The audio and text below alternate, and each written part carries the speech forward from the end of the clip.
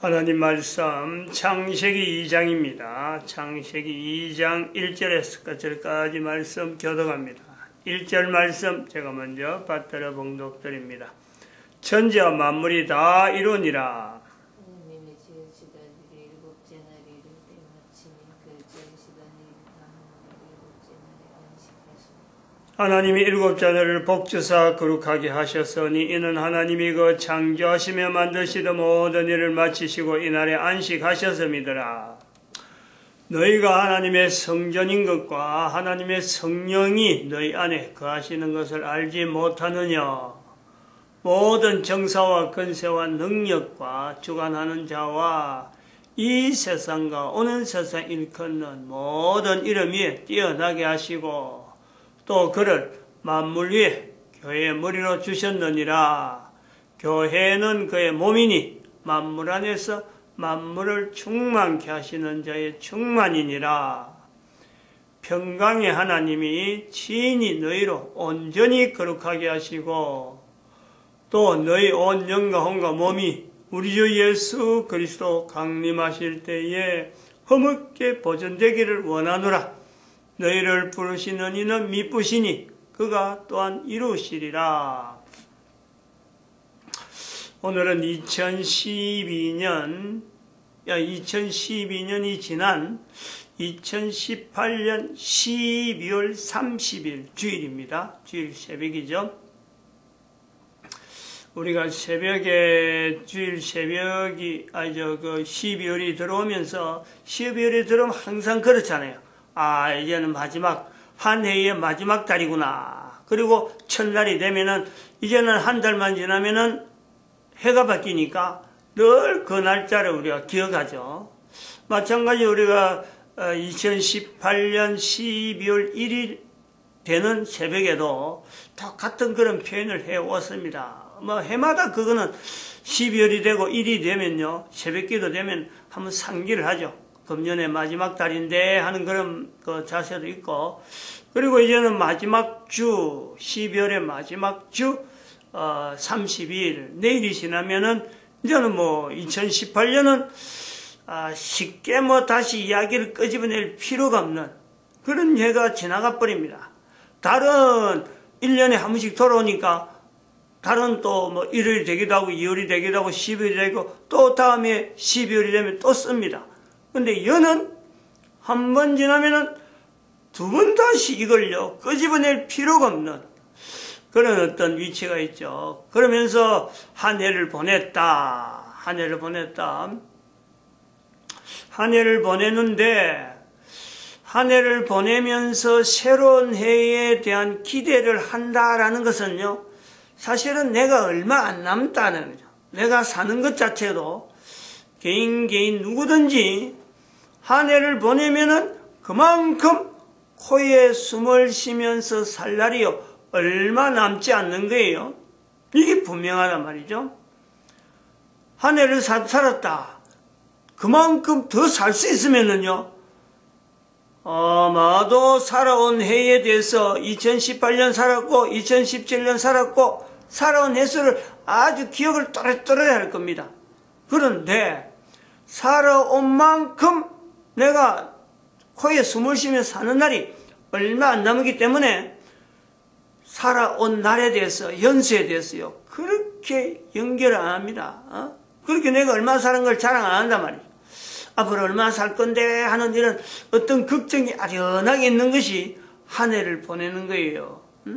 한 해를 보내면서 새해를 맞이한 사람도 그래도 내가 앞으로 뭔가 조금 일을 더 할 것 같은데 하는 사람들이 또한 이걸 기다리고 있단 말이죠.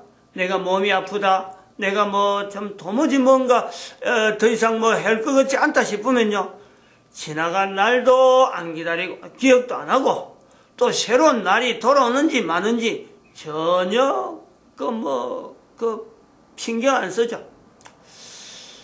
이런 의미에서 우리가 2018년을 보내면서 우리가 교회가 하고 있던 여러 가지 이 달력, 여러 가지 절기에 대해서 하나 좀 분명한 어떤 선을 꺼야 되겠다, 이런 것도 생각을 했습니다. 다시 좀 정리를 하면은 해마다 송구 영신 예배, 이거를 영시, 뭐 해가 바뀌는 영시에 새해 영시의 예배를 드리고 했는데 아마 그거를 그렇게 의미가 없다. 의미가 없다. 왜 의미가 없느냐면은 2018년 12월 25일에 하는 이 행사, 성탄절 행사를 그 예수님 오시는 재림하시는 예수님, 그걸 우리가 예수님 재림 준비를 12월 25일로 부각을 해야 되니까, 물론 그 성탄 기존에 하고 있던 성탄절도 우리가 좀 재정립을 하고, 그리고 그 12월 25일을 이왕에 전 세계 사람들에게 하나의 성탄절로 부각되기 때문에 이거를 예수 재림에 대한 내용을 준비하는 것에 우리가 이 포커스를 더 중점적으로 더 강화시켜야 될 필요가 있기 때문에 성구영신 예배는 뭐 그 앞뒤가 달라질 내용이 없고, 그리고 그거는 뭐 성경의 내용이라든지 안 그러면 뭐 기독교 이런 거 알리는데, 교회를 알리는데 뭐 특별히 두려난 어떤 내용이 없어요. 뭐 예수님하고 연결하겠어요, 안 그러면 성령님하고 연결하겠어요, 뭐 다른 어떤 연결점이 없어요. 주목시켜야 될 이유가 없는데 그 앞에 있는 12월 25일이 더 이걸 부각시켜야 되니까 뭐 일주일 후에 오는 송구 영신예배는 자연히고 막 일반 그 새벽 예배 드린 시간에 그대로 드리는 게 좋겠다. 그리고 우리가 작년에 그걸 2018년도 될 때 그랬어요. 될 때 송구 영신 예배를 우리가 그 근로자, 낮은 자리 근로자, 이제는 그 낮은 자리 근로자의 날이라. 우리가 70인 전도대에서 하고 있는 이 교회 노동시장 개입에서 낮은 자리 근로자의 날이다 하는 날로 이제 했습니다. 그러니까 그거는 새벽기도 시간에 그 1월 1일 새벽기도 시간에 잠깐 좀 언급을 하면서, 요는 송구영신예배를 왜 없애느냐?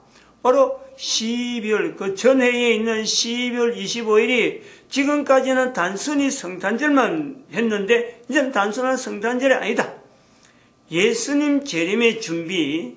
그래서 나중에 그 4월달 되면은 그 부활절이 있어요. 그 부활절을 그냥 부활절을 부르지 않고 부활 재림의 절, 부활 재림절, 이렇게 해서 절기를 우리가 교회에서만 특별히 구별하는 부활절이라든 성탄절이라든 이런 그 절기 자체를 예수님 재림하고 연결을 자꾸 시대분력하는 이런 그 절기를 남기면 좋겠다. 2018년에 그 부활 재림절에 첫 그 날로 2017년 12월 25일에 그 선포를 하고, 우리가 그 2018년 부활 재림절을 첫 번째 부활 재림절로 우리 했습니다. 그렇다고 해서 부활 재림절을 뭐 개인이 막 이래 하는 게 아니고 자료를 자꾸 남기고, 그래서 이제 연합으로 부활 재림절이나 또 성탄절 자체가 이렇게 그 구분하려고 하는 내용은 교회가 연합으로 모일 수 있는, 지금은 부활절 해도 별로 그래 모이려고 하지 않고 그냥 뭐 어련히 뭐 하면 절기가 지나는가 보다 참석하는 교회 뭐 이런 정도로 해갖고 사람들이 자꾸 줄어들어요. 자꾸 줄어들어서 연합을 모이는, 자꾸 많이 모이는 그런 어떤 형태를 남겨놓자. 그래서 1년에 한 번 뭐 부활절 예배 때 교회가 연합 예배 드리는 그런 것도 있듯이, 또 겨울에도 이걸 연합으로 성탄절을 보내면서 재림 예수님을 준비하는 이런 어떤 절기를 만들어 보려고 하는 그런 시도를 작년부터 했고, 이제 금년에는 좀 더 구체적으로 이걸 어떤 그 바탕적으로 성탄절 자체와 예수 재림 그 준비하는 이 내용이 그냥 뭐 하나의 단순한 구호가 아니고 교회의 사회에서 남겨지는 수많은 자료, 내용들을 한번 다시 재정립할 수 있는 요소를 지금 한번 여기서 선포를 한단 말이죠. 그런 어떤 시간이기 때문에 그 12월 25일이 지났지만 매일 그 새벽에 이 성탄절에 관계된 내용이 당분간 상당한 그 기간 동안에 지속이 될 거다. 그래서 상기시키는 거고, 그래서 다음 때에나 다음 어떤 후대 사람들이 이제는 성탄절에 대한 의미를 기억하기보다도 이미 오신 예수 그리스도 아직도 성경도 있고 아직도 교회도 있는데 오신 예수님에 대한 이런 기대를 성탄절을 우리가 부각하는 것보다는 오히려 그날을 사람들은 일반 사람들은 교회 안 나온 사람들은 성탄절을 가고 더들 때 우리는 예수 그리스도에 대한 이 재림에 대한 이 준비를 더 공고히 할 수 있는 그런 어떤 기틀을 만들자 하는 의도가 있습니다. 근데 성탄절에 예수 재림절을 우리가 재림 준비를 우리가 어떤 바탕으로 근거로 해서 이야기를 하면은요, 사실은 이 창세기 2장에서 이것이 연결되는 것은 어쩌면 사필기정이죠. 사필기정과 같은 그런 아주 관계가 아주 깊은 내용이 있단 말이죠. 이 성탄절이 된 12월 25일이 성탄절이다라고 하는 이 내용은 언제부터인지는 사실은 알 수가 없습니다. 언제부터 정확하게. 왜냐하면 항상 이야기하지만은 이 개신교가 1517년에 구교하고 천주교하고 이거 완전히 분리되어지는 종교개혁 1517년 10월 31일이죠. 10월 30일. 연대가 분명하고 날짜가 분명합니다. 왜냐하면 이 역사적인 근거 자체를 붙잡으려고 하는 요소가 있잖아요. 우리는 어떤 의미로 어떤 내용을 가지고 우리가 천주교 분리되어지는 개신교다. 이것이기 때문에 역사적인 날짜, 역사적인 연대에 대해서요, 이것이 분명하거든요. 그래서 종교개혁 기념주일, 기념일 이랬고 계속해서 그 이후로부터 이걸 기념하는데 이것이 사실은 이런 것 때문에 신학이라 하는 내용으로 개신교에서는 이 발달합니다. 늦게 나오기 때문에 이제 역사적인 근거를 통해서 있는 존재에 대한 내용을 기존에 있는 어떤 연대와 사건과 더불어서 우리는 어떤 연결하고 어떤 연결성 때문에 항상 어떤 사건의 기초부터 따지고 드는 내용이 아주 발달해 있죠.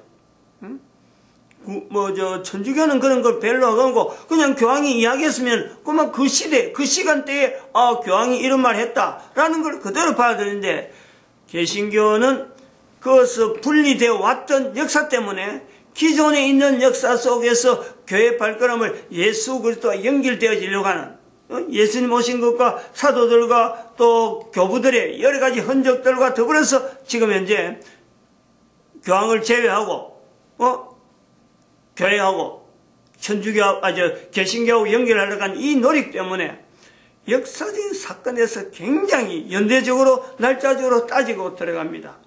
그런데 이런 것을 개신교의 신학이라고 할 수 있는 것을 이 집대성으로 전반적으로 나타나는 표현들 어느 하나 단어 하나 성경에 나오는 단어도 그렇고 모든 내용을 사전적으로 하나하나 단어적으로 풀어가지고 이 단어의 역사는 어떻고 이 단어의 근거는 뭐고 그 단어 그것도 가나다 순으로 그래서 가나다 순부터 시작해서 저 히읗까지 나오는 전체를 단어별로 교회사에서 표현하는지 성경에 나타나는지 여러 가지 어디에 입으로 회자되는 성경에 우리가 창세기 2장에 나타나는 대로 아담이 하나님께서 아담을 이름을 어떻게 부르나 보자 하고는 그 앞에 생물을 보내는 것처럼 1517년 이후와 지금 계속되어지는 가운데 교회가 쓸 수 있는 단어로 쓸 수 있는 성경 안에 있든지 모든 내용에 있던 교회가 신학적인 부분에서 접근해서 이거는 어떤 내용이기 때문에 이렇게 부르자라고 남긴 단어들 그걸 전부 다 집대성해 놓은 것을요. 제가 총각된가 그게 지금부터 한 4, 50년 결혼하고 나선지 언제 그걸 한번 딱 만들었어요. 기독교 교제연구소인가 그 성서이라고 나오는 큰 어떤 출판사에서 그걸 만들었는데 어마어마한 분량입니다.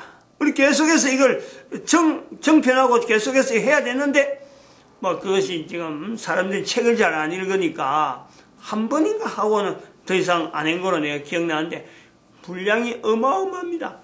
어마어마해요. 하여튼 두께 하나 두께가 거의 한 50mm 가깝게 돼요. 5cm. 그 작은 글씨로만 했는데 큰 판으로 했는데 그걸 12권짜리가 있어요. 12권짜리. 그 안에 성탄절이라는 표시가 나옵니다. 성탄절. 그 성탄절은 어떻게 우리가 이걸 받아들인다. 이 나와요. 근데 성탄절이라는 내용에 들어가 보면은 크리스마스라고 하는 거로 해서 화살표를 해갖고 요거는 크리스마스에 찾아라 하고 표시를 해놨어요. 그럼 크리스마스로 들어가 보면은 그 어마어마한 분량인데도 불구하고 분량 전체가 분량인데도 불구하고 크리스마스라고 하는 나타내는 그런 정말 찾는 사람이 민망할 정도로 읽을 내용이 거의 없어요. 아, 요런 역사를 가지고 성탄절이 있구나. 아, 요래 됐구나. 라고 근거 잡을 내용이 없어요. 다른 거는요, 예를 들어 태양이 있어요, 태양. 지금 이 태양하고도 관계되는데, 태양에 대한 이야기, 간단히 태양이 누구든지 알고 있는 것 같은데, 이 태양에 대한 단어만 나오도요, 거기에는 문장이 크리스마스에 대한 내용, 그 다음 또 태양에 대한 내용이요, 3배, 4배 정도 돼요, 3배는. 한 페이지가 넘게 돼요. 요거는 4분의 1페이지. 한 페이지도 안 되는 4분의 1페이지가 조금 넘는, 그런 내용이 된단 말이에요. 근데 태양은 태양신, 태양수레, 이 단어는 별도로 나눴고, 태양만 해서 나오는 말도 한 페이지가 훨씬 넘는, 2페이지는 넘어갈 수 있는 그 분량이 되어지는 것이 그 태양이 되는 건데, 성탄절, 그것도 성탄절에서 표현 안 하고 크리스마스로 넘어갔다가 크리스마스에 표현한 내용이 아주 빈약하고 정말 참 뭔가 좀 기대를 하고 읽는 사람에 비하면요 실망할 수밖에 없어요. 정말 참 잘 만한 내용이 없다니까. 그만큼 어떻게 보면은 지금 현재 2018년 현재를 보면은 전 세계 사람들은 성탄절 갖고 뭐 달리고 뭐고 온통 성탄절로 해서 참 더들썩한 것 같은데 교회에서는 성탄절에 대한 다시 개신교에 대해서 성탄절에 대한 역사, 천주교도 마찬가지예요. 성탄절에 대한 역사를 이거는 어떻고 하고 우리가 지금 이렇게 되었다라고 할 수 있는 언어가요 없어요. 없단 말이에요. 빈약하다는 거지. 아예 없는 건 아니고. 이걸 이제는 예수 재림과 예수님 재림에 대한 날로 해서 다시 부각하면서 동지와 유월절이라는 유월절. 유월절의 어떤 동지의 그 유월절적인 개념을 지금 성탄절에 연결시키면서 예수 재림의 준비. 그걸 지금 우리가 시도를 하는 거죠. 의미라든지 지금 여기서 의미하는 내용이라든지 왜 우리가 2012년 이래 이래서 이걸 해야 되느냐 하는 이 위치상 시대적으로 이 내용에 특히 개신교 특히 교회 목사가 또 그런 한글을 사용하는 목사다 이 부분이요 사실 의미가 연결하면은 굉장히 깊은 의미가 있고 또 이걸 함으로 해서 어쩌면 하나님께서 원하시는 어떤 흐름에서 구약 성경을 이스라엘 백성들을 통해서 허락하신 이 내용까지 들춰질 수 있는, 지각이, 어쩌면 흔들흔들 할 수 있는 요소가 있는 거죠. 창세기 2장을 하면서 제가 여기에 바벨론의 어떤 요소가 있다 하면서도 이걸 깊이 안 들어간 이유는 이것 때문에 나타나는 파장 때문에 사실은 주저했고 받아들일 때 되면 되겠지 하고는 다음 때 넘기려고 하던 제 나름대로 어떤 계산이 있었어요. 근데 이걸 이제 성탄절을 통해서 성탄절의 역사와 여러 가지 유래를 나름대로 지금 현재 예수님 재림과 더불어서 유월절을 연결하는 이런 요소를 들어가 버리면요. 어쩔 수 없이 창세기 2장에 있는 바벨론의 어떤 흔적을 성경에 남겨두는 이런 내용의 의미는 도대체 뭘까? 왜 하나님께서 이 바벨론의 어떤 흔적을 창세기 2장이 기록하는데 하나님께서 이걸 묵인했을까? 아담이 생물들 이름 부르는데 하나님께 묻지 않은데도 그 이름 부른 것을 그대로 이름이 되니라 하고 놔둔 거. 왜 이게 어떤 의미일까? 또 한편 우리 개인은 사람이 불러주는 이름인데 이 이름을 하나님께서는 영원히 사용한다는 거죠. 하나님께서 사람이 만드는, 부모가 만든 이름을 천국에서 그 이름을 영원히 그 이름을 불러주면서 쓰신다는. 신학이라고 하는 이름을 안 들미도요, 이런 내용을 갖고 들춰서 하나하나 자기 자신의 이 위치를 접근하면요, 그 사람은 벌써 신학자가 되는 거예요. 꼭 신학교 가서 신학자가 되는 게 아니고, 여러 가지 코스를 거쳐서 신학자가 되는 게 아니고, 내가 현재 있는 위치에서 과거에 그런 여러 가지 흔적들과 더불어서 그것 자체를 내가 있는 지금에서 연결해보는. 그래서 거기서 이거는 부당하다, 또 이거는 내가 과거에 있었던 건데 내가 잃어버렸구나, 좀 더 부각시켜야 되겠다, 이 의미가 있다면 앞으로 다음 세대하고 연결해서 내가 어떤 행동을 해야 되고 어떤 내용을 가지고 다음 세대가 이걸 받아들이게 되든지 안 그러면 내가 꺼내야 되든지 하는 데서 결정하게 될 때는요, 그 사람은 우리를요 신학자라고 하는데 주저하면 안 되는 거죠. 그리고 1952년, 1945년이라고 하는 이 연대, 이거를 2012년에 한 3가지 내용을 가지고 역사적인 내용을 1945년에 있었던 내용이죠. 2012년에 바라보니까 70년 정도 보냈는데, 이런 보내면서 역사를 과거에 있었던 내용인데 현재 있는 내용으로 받아들이면서 앞으로는 어떻게 될 거다 하고 한 것이 2012년이거든. 2012년. 개인이 바로 똑같은 자세로 현재 내가 살아가고 있으면서 지금까지 말 안 했다고 내가 말 안 할 것이 아니라, 또 지금까지 해왔다고 해서 또 그대로 할 것이 아니라, 내가 지금 이 자리에서 어떤 식으로 이걸 받아들이고 다음 때가 어떻게 받아들일 것인가를 분명히 염두에 두고 내가 지금 말할 때는요, 신학자, 개신교에서는 그래 한다면 신학자, 또 더 나아가면은요 바로 그것이 사도와 같은 위치가 있고, 사도보다 조금 더 앞에 나가면은 선지자라고 하는 구약에 있는 선지자 위치가 있는 거예요. 그런 고민들이 사도 바울을 만들었고, 그런 고민들이 모세를 만들었고 노아를 만드는 이 흔적들을요 현재 내가 가지고 된단 말이에요. 그것을 다른 데서는 우리가 절기 1년에 있는 절기 중에서 다른 절기에서는 사실 힘들어요.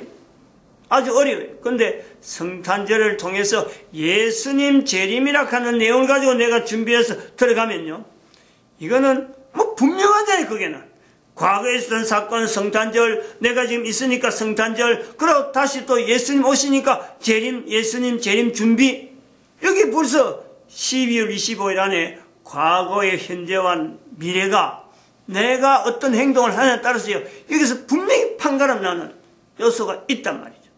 창세기 2장이 바로 그런 요소에, 그런 부분에 흔적 자체가 성경에 있는데, 이 성경에 있는 이 내용을, 창세기 2장에 있는 이 내용을 사도 바울의 표현으로 에베소에 있는 교회는 만물 위에 교회 머리 예수 그리스도, 그를 만물 위에 교회 머리로 주셨느니라.